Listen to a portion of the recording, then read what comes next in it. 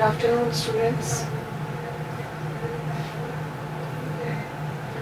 Yesterday we studied about the putting political theory to practice. Let's continue with another paragraph.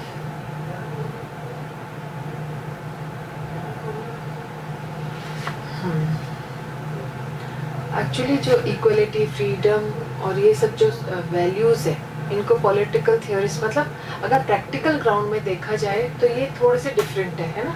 अलग अलग political theorist ने इसको अलग अलग परसेप्शन से, अलग अलग विजन से देखा है।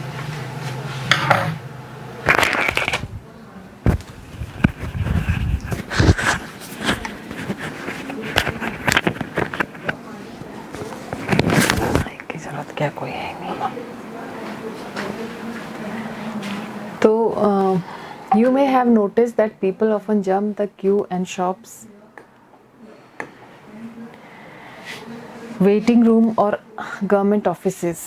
आपने देखा होगा कि लोग अक्सर शॉप्स में, डॉक्टर्स की वेटिंग रूम में, गवर्नमेंट ऑफिसेस में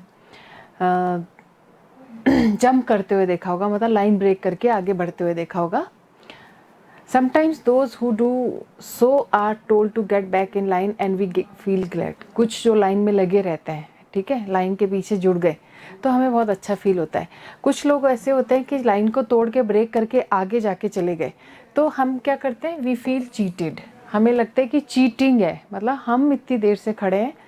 ये मैं रिवाइज इसलिए कर रही हूँ क्योंकि कल इसी से रिलेटेड है आगे का टॉपिक। तो we resent this because we all want equal opportunity to get goods and services for which we are paying.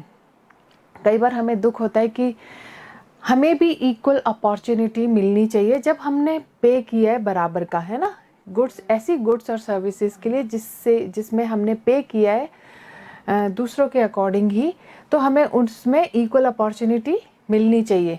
So when we reflect on our experience we understand that equality means equal opportunity for all।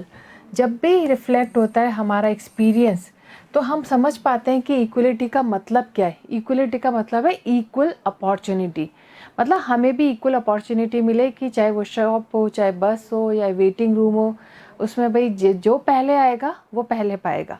तो ये वाला फंडा होना चाहिए। At the same time, if there are separate counters for the old and disabled, we understand that such special treatment may be justified। लेकिन कुछ लोग ऐसे होते हैं जो डिसेबल्ड होते हैं, मतलब लंगड़े, लूले, बहरे, है ना, डम, लैम, तो उसमें हम चाहते हैं कि उनकी अलग से अगर काउंटर होता है तो वो जस्टिफाइड है, क्योंकि वो फिज़िकली हमसे ज़्यादा वीक है। फिज़िकली उनको रिक्वायरमेंट है कि वो उनके लिए अलग काउंटर हो, तो वो जस्टिफाइड हो गया। वो इक्वल अपॉर्चुनिटी के उसमें नहीं आएगा, इक्वलिटी के, वो वास्तव में उनके लिए होना चाहिए। ओल्ड सिटीजन्स हो गए, डिसेबल्ड हो गए, इन सब के लिए।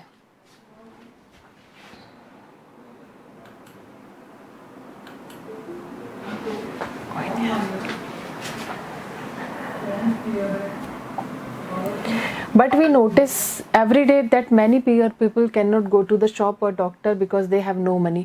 लेकिन कई बार हमने नोटिस किया कि बहुत जो गरीब लोग होते हैं वो ना तो शॉप पे जा सकते हैं ना डॉक्टर के पास, क्योंकि they have no money to pay। उनके पास पे करने के लिए मनी ही नहीं है, वो फैसिलिटी अवेल करने के लिए उनके पास मनी ही नहीं है।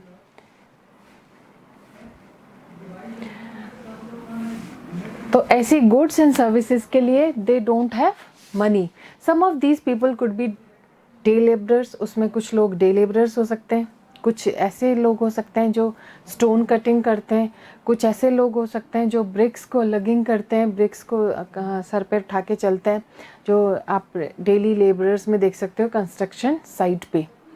इफ़ वी आर सेंसिटिव, अगर हम सेंसिटिव हैं तो we feel that it is not fair that in society some members can not even have their basic needs satisfied. तो हमें मतलब ये फील होता है, अगर हम कहीं भी सेंसिटिव हैं तो हमें ये फील होता है कि कुछ लोग तो ऐसे हैं कि जिनके पास 5-5, 6-6 कार हैं, एक रूम नहीं, एक रूम 5-5 रूम है। कुछ लोग ऐसे होते हैं कि जो बेसिक नीड्स हैं वो भी उनकी सेटिस्फाई नहीं हो सकती पूरे दिन काम करने के बाद भी। तो we come to realise that equality must involve some kinds of fairness. तो हम ये रियलाइज़ करते हैं कि जो इक्वलिटी है उसमें फेयर होना चाहिए, जो कुछ भी हो फेयर होना चाहिए, so that people are not unduly exploited, जिससे कि लोग है ना उनको एक्सप्लॉइट ना किया जाए और वो डिसएडवांटेज ना हो किसी भी इकोनॉमिक फैक्टर से। इकोनॉमिकली उनको जो डिस्ट्रीब्यूशन है वो सेम मिले, मतलब अकॉर्डिंग टू देयर स्किल्स उनको मिलना चाहिए। Consider the fact that there are many children who cannot go to school because they have to work to feed themselves. अब देखिए बहुत सारे बच्चे हमारे देश में या बहुत ऐसे डेवलपिंग कंट्रीज़ में ऐसे बच्चे हैं कि वो स्कूल नहीं जा पा रहे। रीज़न क्या है? क्योंकि उन्हें खाने के लिए कमाना है, अपनी फैमिली के लिए, अपने खाने के लिए, क्योंकि they have to work to feed themselves, खुद को फीड कराने के लिए उन्हें कमाना है और इसलिए वो स्कूल नहीं जा सकते। And most girl student in poor house hold, और ज़्यादातर जो गरीब घर की लड़कियां हैं है ना, जो ऐसी पुअर हाउस होल्ड हैं, वो उनको पुल आउट कर दिया जाता है स्कूल से, क्योंकि जो उनके यंगर सिबलिंग्स हैं, छोटे बहन भाई हैं, उनको टेक केयर करना है, क्योंकि उनके जो पेरेंट्स हैं वो काम पे जाएंगे। तो ऐसी लड़कियों को जो बहुत गरीब घर की हैं उनको भी स्कूल से मतलब स्कूल जाने का मौका नहीं मिलता, क्योंकि उन्हें क्या करना है, अपने सिबलिंग्स को टेक केयर करना है जब उनके पेरेंट्स काम पे जाते हैं। Even though the Indian constitution guarantees the right to primary education for all, इसीलिए इंडियन कॉन्स्टिट्यूशन ने ये गारंटी दी है कि जो राइट टू प्राइमरी एजुकेशन है फॉर ऑल, सबको अवेलेबल होनी चाहिए। मतलब 14 इयर्स एज तक जो प्राइमरी एजुकेशन है वो सबको अवेल होनी चाहिए, ये हमारे कॉन्स्टिट्यूशन में ही मैंशनड है। दिस राइट रिमेन फॉर्मल, पर ये एक फॉर्मेलिटी के लिए ही है। Again we may feel that the government should do more for such children and their parents so that they are enable to go to school. केवल ये बना देना कि भाई राइट टू एजुकेशन में कि हाँ, पर एजुकेशन के लिए उनको उनके रीज़न तो अलग अलग हैं। एक को सिबलिंग्स की टेक केयर करनी है, एक के पास खुद के खाने के लिए उसको कमाना है, स्कूल जाने से थोड़ी ना होगा। तो ये एक फॉर्मल ही हो गया, ये राइट एक फॉर्मल हो गया। तो हम फील कर सकते हैं कि गवर्नमेंट को क्या करना चाहिए ऐसे बच्चों के लिए, पेरेंट्स के लिए, ताकि वो स्कूल जा सके। कुछ इकोनॉमिक कुछ ऐसा हो, रिसोर्सेज प्रोवाइड कराएं या कुछ ऐसा प्रोवाइड कराएं कि ये जो प्रॉब्लम है, अब ये प्रॉब्लम तो राइट टू एजुकेशन में आपने तो कह दिया कि 14 साल तक की उम्र के बच्चों के लिए फ्री एजुकेशन है, कह दिया, लेकिन फ्री एजुकेशन के अलावा बहुत सारी जो प्रॉब्लम्स हैं, इनको जब तक सॉर्ट आउट नहीं करोगे तब तक वो एजुकेशन के लिए आगे नहीं आएंगे। भाई जिनको अपने सिबलिंग्स को देखना है, इसका क्या ऑप्शन है? पेरेंट्स काम पे हैं, वो सिबलिंग्स को देखेंगे, तो सिर्फ राइट टू एजुकेशन करने से तो काम चलेगा नहीं। इसी तरह जो खुद को, जिसको मतलब खाने के लिए कमाना है, वो राइट टू एजुकेशन में वो कैसे बेनिफिट ले, मतलब उसको बेनिफिट होगा। तो कुछ स्कूल गवर्नमेंट को ऐसा करना चाहिए ताकि हर बच्चे को इकोनॉमिकली, ताकि वो स्कूल जाने लायक हो जाए। जो उनके फैक्टर्स हैं, जो उनके रीज़न हो, उनको सॉर्ट आउट करके जो भी प्रॉब्लम है। Thus you may see that our idea of equality is quite complex. तो अब इक्वलिटी का जो आइडिया है वो कितना कॉम्प्लेक्स है उसमें, है ना। हमने कह दिया इक्वलिटी ये होती है, इक्वलिटी का जो आइडिया है वो बहुत कॉम्प्लेक्स है। अगर हम प्रैक्टिकल ग्राउंड पे देखें तो बहुत अलग है। इक्वलिटी का जो हम समझ रहे हैं वो नहीं है। अगर जब एक्सपीरियंस करेंगे तब लोगों को देखेंगे तो समझ आएगी कि इक्वलिटी का मायना होता क्या है। When we are in a queue और playground we want equal opportunity, जब हम प्लेग्राउंड में होते हैं या किसी क्यू में होते हैं तो हमें क्या चाहिए होता है? Equal opportunity. उस वक्त हमें समझ आता है कि इक्वल अपॉर्चुनिटी मतलब अगर पहले हम खड़े हैं तो पहले हम ही जाएंगे, है ना। पहले हम हैं तो हमें ही अपॉर्चुनिटी मिलनी चाहिए। If we suffer from some disability we want special provision made. अगर हम किसी भी डिसेबल हैं या हमें कोई प्रॉब्लम है या हम किसी भी डिसेबिलिटी से सफ़र कर रहे हैं तो हमें क्या चाहिए होगा? उसके लिए special provision. When we cannot even afford basic needs, equal opportunity is not enough। अगर हमें, देखिए ये बहुत इम्पॉर्टेंट लाइन है, अगर हमें बेसिक नीड्स ही अवेलेबल नहीं है तो इक्वल अपॉर्चुनिटी क्या मतलब है उसका? इक्वल अपॉर्चुनिटी मतलब ठीक है स्पेशल प्रोविज़न हो गया, लेकिन हम बेसिक नीड्स को ही सेटिस्फाई नहीं कर पा रहे, बेसिक नीड्स हमारी फुलफ़िल नहीं हो पा रही, तो इक्वल अपॉर्चुनिटी का क्या मतलब है? कोई मतलब ही नहीं है। पहले बेसिक जो नीड्स हैं उनको तो सेटिस्फाई करें। We must be enable to go to school और get help through proactive measures such as fair distribution of resources, ठीक है, decent wages, subsidised hospitals.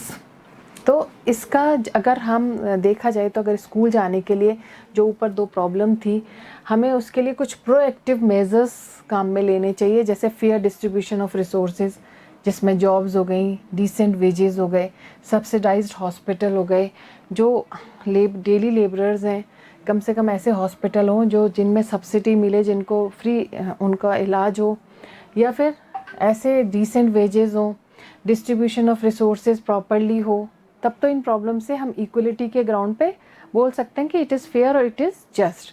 This required that some agency be made responsible to ensure fairness. इसके लिए कुछ ऐसी agencies होनी चाहिए जो फेयरनेस एंश्योर करे, जिसमें फेयर हो, जिसमें जस्ट हो, ऐसी एजेंसीज का होना बहुत ज़रूरी है। So the reason we have many definitions is because the meaning of equality is dependent on the context. इसीलिए जो डेफिनेशंस है इक्वलिटी की, ये अलग अलग डिफरेंट कॉन्टेक्स्ट पे डिपेंड करती है। इस अलग अलग डेफिनेशन है, तो एक डेफिनेशन में मैथमेटिक के उस रूल से नहीं चल सकते कि ट्राइंगल में 3 एंगल होते हैं, है ना, चाहे ऐसे बनाओ चाहे ऐसे। इक्वलिटी की डेफिनेशन एक फिक्स्ड नहीं होती, है ना, इसमें डिफरेंट डिफरेंट परसेप्शन हो सकते हैं, डिफरेंट डिफरेंट विजन हो सकते हैं। We started with what it mean for ourselves and then proceeded to consider other.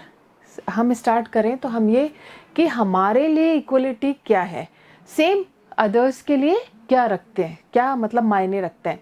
जैसे द पुअर हो गए, डिसएडवांटेज्ड हो गए, सीनियर सिटीजन्स हो गए, सबके अलग मायने हैं। पुअर्स के लिए भी क्या होना चाहिए, उनको कुछ मतलब जिससे कि वो अफोर्ड कर सकें, सब्सिडाइज्ड होना चाहिए, जो भी होना चाहिए। जो डिसएडवांटेज्ड हैं उनके लिए तो बेसिकली अलग ही काउंटर होना चाहिए। जो सीनियर सिटीजन्स हैं, जो फिजिकली वीक हैं, उनके लिए भी अलग काउंटर होना चाहिए। तो उनको इक्वल नहीं कर सकते हम, है ना, उनके लिए ये डिफरेंस होगा ही होगा। और ये हर विजिलेंट जो सिटीज़न है उसको ये चीज़ नोटिस करनी पड़ेगी। We discovered many layers of the meaning, we have been doing political theory without realising it. हम बहुत सारी जो मीनिंग्स की लेयर्स हैं उनको डिस्कवर करते रहते हैं टाइम टू टाइम। हम तो क्या, political theorist. We have been doing political theory बिना रियलाइज़ करके हम कोई भी पॉलिटिकल थ्योरी, किसी भी रिसर्च पे, किसी भी उस पर नहीं पहुंच सकते। Political theorist clarify the meaning of political concept by looking at how they are understood and used in ordinary language. जो पॉलिटिकल थियोरिस्ट हैं वो क्लैरिफाई करते हैं पॉलिटिकल कॉन्सेप्ट की मीनिंग को, ये देख के कि कितना समझने आने वाला है, लोग कितना समझ पाएंगे। ऐसी ऑर्डिनरी लैंग्वेज में वो क्लियर करते हैं कि लोगों को समझ आ जाए। They also debate and examine the diverse meaning and opinions in a systematic manner. ये हमेशा जो political theorist हैं डिबेट करते हैं, एग्जामिन करते हैं ऐसे डाइवर्स मीनिंग को। ऐसे दे दिया आपने, एक डेफिनेशन दे दिया, किस बेस पे दिया, तो इसके लिए पूरा डिबेट होता है, डिस्कशन होता है ना, और एग्जामिन होता है कि जो मीनिंग एंड ओपिनियंस है वो सिस्टमैटिक मैनर में है या नहीं है। When is equality of opportunity enough? अगर equality of opportunity sufficient है, कब है, मतलब equality opportunity कहाँ sufficient है, कब होनी चाहिए। When do people need special treatment? लोगों को कब special treatment की ज़रूरत होती है। How far and how long should such special treatment be given? कितना और कितने समय के लिए special treatment दिया जाना चाहिए। Should poor children be given midday meal to encourage them to stay in school? क्या गरीब बच्चों को मिड डे मील दिया जाना चाहिए ताकि वो स्कूल में रुके, उनको खाना अगर वहाँ मिलेगा तो हो सकता है वो रुकें। These are some questions which they address. ये questions हैं जो political थियोरिस्ट जो है एड्रेस करते हैं। As you can see these issues are eminently practical. ये जो इश्यूज होते हैं वो प्रैक्टिकल ग्राउंड पे होते हैं, प्रैक्टिकली मतलब बहुत जज करके, एग्जामिन करके, डिबेट करके, डिस्कस करके ये एक थ्योरी में कन्वर्ट होते हैं। They provide guideline for framing public policies on education and employment. इन्हीं प्रैक्टिकल बेसिस पे जो भी ये गाइडलाइन, थ्योरिस्ट जो गाइडलाइन प्रोवाइड करते हैं पब्लिक पॉलिसीज़ को फ्रेम करने के लिए, एजुकेशन और एम्प्लॉयमेंट के लिए जो अपॉर्चुनिटीज़ हैं उनके लिए जो गाइड करते हैं, उसके बेसिस पे गवर्नमेंट पॉलिसीज़ बनाती है। As in the case of equality, अगर इक्वलिटी के केस में देखें, so also in the case of other concept, political theorists engage with everyday opinion, debate, possible meaning and threats or policy options। अगर equality के case में देखे जाएं तो जो कॉन्सेप्ट्स हैं पॉलिटिकल थियोरिस्ट के, वो एवरीडे इंगेज रहते हैं डिफरेंट ओपिनियंस में, डिबेट में, पॉसिबल मीनिंग में, और पॉलिसी ऑप्शंस को भी वो थ्रेश आउट करते हैं, कोशिश करते हैं कि इसको भी थ्रेश आउट करें। Freedom, citizenship, right, development, justice, equality, nationalism, secularism, ये कॉन्सेप्ट हैं जिसको नीचे हम डिस्कस करेंगे आगे वाले चैप्टर्स में। फ्रीडम है, सोशल जस्टिस है, ये सारे चैप्टर्स इसी पॉलिटिकल थ्योरी में है। अब है why should we study political theory, हमें क्यों पढ़नी चाहिए पॉलिटिकल थ्योरी। इसका रीज़न है, we may have political ideas but we need to study political theory. हमें पॉलिटिकल आइडियाज़ तो हैं, क्या हमें पॉलिटिकल थ्योरी पढ़ने की ज़रूरत है? Is it more suited for politicians who practice politics? क्या ये ऐसे पॉलिटिशियन जो पॉलिटिक्स की प्रैक्टिस करते हैं उसके लिए सूटेबल है? और ब्यूरोक्रेट्स हु मेक पॉलिसीज़, क्या ऐसे ब्यूरोक्रेट्स होते हैं सिविल सर्वेंट्स और जो भी अनादर जो भी ऑफिशियल्स होते हैं, उनके लिए क्या पॉलिसी बनाने के लिए पढ़ना ज़रूरी है? और those who teach political theory, और ऐसे लोग जो पॉलिटिकल थ्योरी पढ़ाते हैं। और फॉर लॉयर एंड जजेस हु इंटरप्रेट द कॉन्स्टिट्यूशन, क्या पॉलिटिकल थ्योरी लॉयर्स के लिए, जजेस के लिए जो कॉन्स्टिट्यूशन को इंटरप्रेट करते हैं ज़रूरी है, जो लॉ बनाते हैं उनके लिए ज़रूरी है? और for activist and journalist who expose exploitation, क्या ऐसे एक्टिविस्ट, ऐसे जर्नलिस्ट के लिए ज़रूरी है जो एक्सप्लॉयटेशंस को एक्सपोज करते हैं, कोशिश करते हैं एक्सपोज करने की through writings,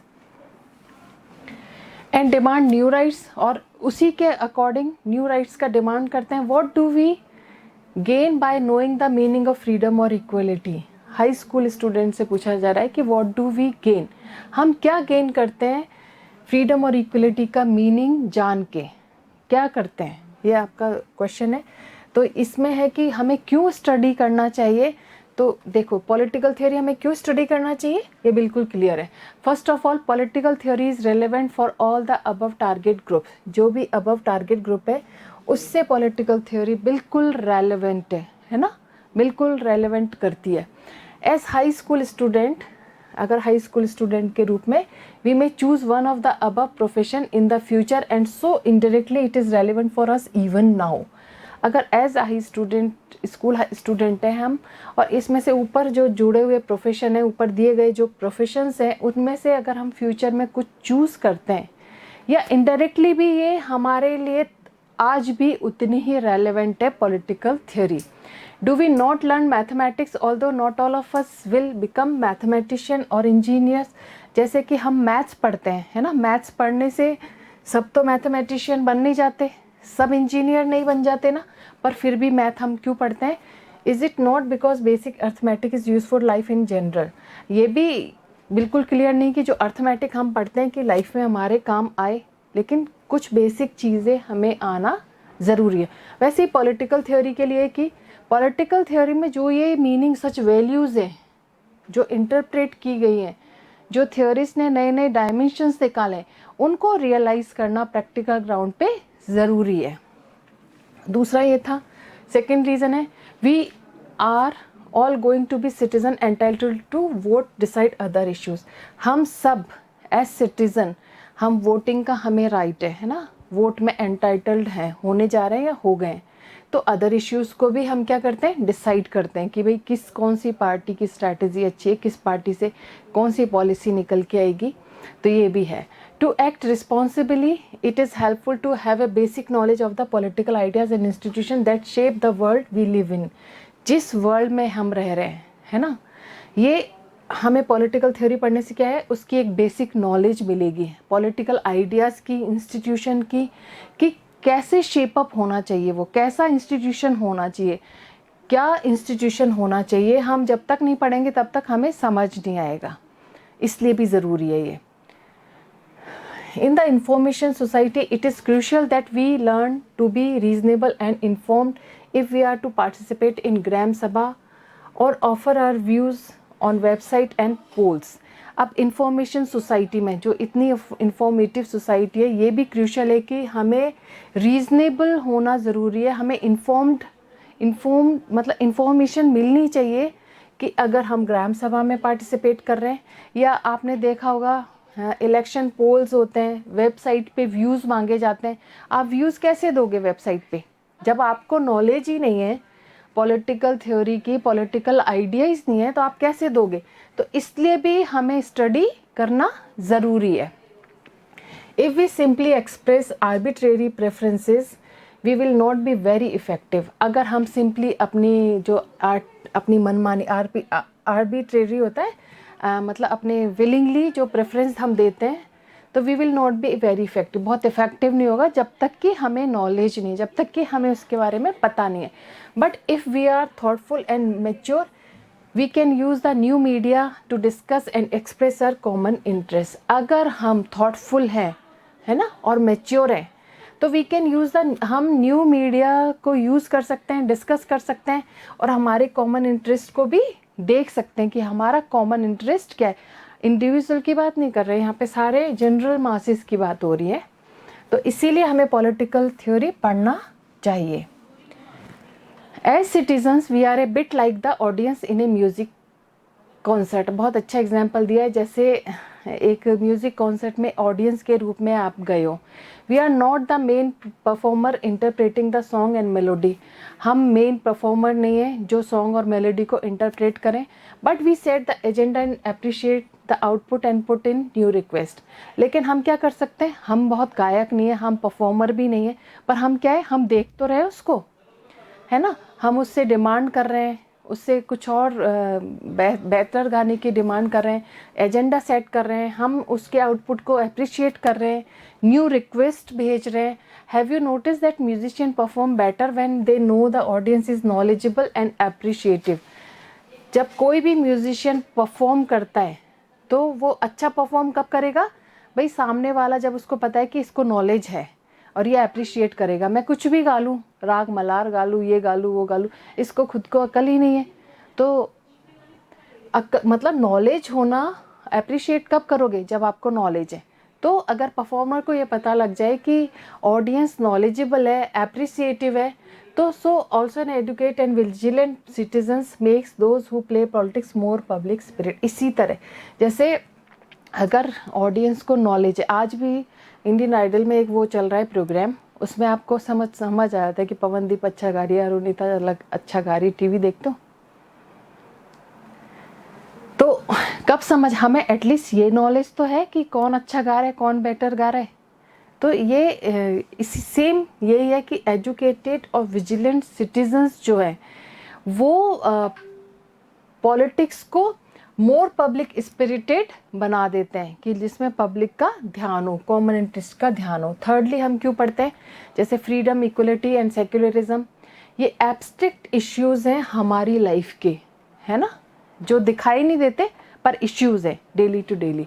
we daily encounter discrimination of various sorts in the families. हम बहुत रोज़ सामना करते हैं डिस्क्रिमिनेशन का, चाहे फैमिलीज़ में हो, डिस्क्रिमिनेशन किसी भी तरह का हो, चाहे फैमिलीज़ में हो, चाहे स्कूल में हो, चाहे कॉलेज में हो, शायद चाहे शॉपिंग मॉल में हो, या फिर कहीं भी हो। We ourselves have prejudice against people who are different from us।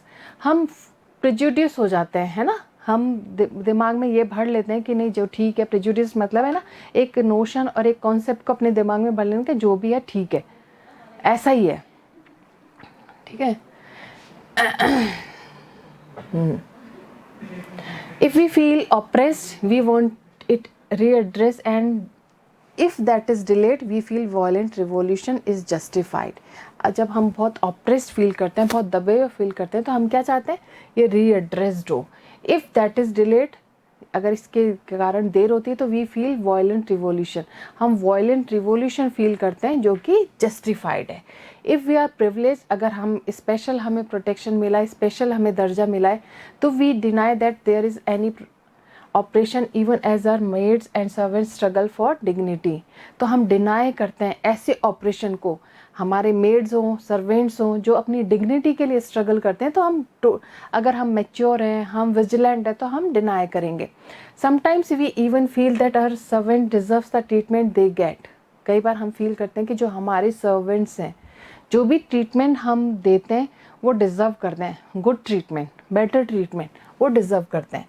What political theory encourages to, political theory हमें क्या इनकरेज करती है कि ऐसे आइडियाज़ को, ऐसे फीलिंग्स को एग्जामिन करना, है ना, अपने बेसिस पे एग्जामिन करना, ये पॉलिटिकल थ्योरी हमें एनकरेज करती है, सिखाती है। अबाउट पॉलिटिकल थिंग्स, पॉलिटिकल चीज़ों के लिए, just by looking at them more carefully we become moderate in our ideas and feeling. इसी सब को देखते हुए केयरफुली अगर हम ये सब चीज़ें वॉच कर रहे हैं या देख रहे हैं, तो हम क्या बन जाते हैं, मॉडरेट, अपने आइडियाज़ में, अपनी फीलिंग्स में। फाइनली, क्यों हमें पढ़ना चाहिए? As student we enjoy debate and election elocution competition. हम एग स्टूडेंट के एलोकेशन कंपटीशन, अब तो खैर बहुत लॉकडाउन है और इस बच्चे स्कूल नहीं आ पा रहे, लेकिन एक आपने देखा होगा ये ऐसे कंपटीशन होते रहते हैं। तो we have opinion about what is right और रॉन्ग। इसमें हमारी ओपिनियन ली जाती है कि क्या गलत है, क्या सही है, क्या जस्ट है, क्या अनजस्ट है ना। Not know whether they are reasonable और नॉट, चाहे वो रीजनेबल हो या नहीं है, पर हमारे ओपिनियन, हमें एक्सप्रेस, हमारे व्यूज़ रखने का अधिकार है कि भाई क्या सही है, क्या गलत है। हो सकता है जिस टॉपिक के लिए मैं सही हूँ, आप उसके लिए बिल्कुल एग्री ना करो। तो only when we argue with others we realise that need of to defend them and seek reasons and arguments. तो हम आर्ग्यू करते हैं जब दूसरों के साथ, हम क्या रियलाइज़ करते हैं कि हमें खुद को डिफेंड करना है ना, अपने रीजंस से, अपने आर्ग्यूमेंट से हमें खुद को डिफेंड करना है। जो मैंने बात कही है उसमें मुझे डिफेंड करना है, आर्ग्यूमेंटेटिवली और सिस्टमैटिकली भी। पॉलिटिकल थ्योरी क्या करती है, ऐसी सिस्टमैटिक थिंकिंग को एक्सपोज करती है ऑन जस्टिस, जो इक्वलिटी और जस्टिस पे होता है, सो दैट, ताकि we can polish our opinion and argue in informed manner, ताकि हम अपनी ओपिनियंस को और पॉलिश कर सकें और रिफाइन कर सकें और इन्फॉर्म्ड मैनर में इसको आर्ग्यू कर सकें। And for the sake of common interest, किसके लिए, कॉमन इंटरेस्ट के लिए। Such skill of debating rationally and communicating effectively are likely to be great asset of the global information order। तो global informational order में जो political theory है वो बहुत ज़रूरी है। ये skill, debate की जो skill है, rationally debate की, एक तो फालतू की debate जो होती है वो नहीं, जो communicating, हम communication से और skillfully हम जब debate करते हैं, तो ये एक बहुत बड़ा asset है global information order का। Now we'll discuss question answer tomorrow. The time is over now.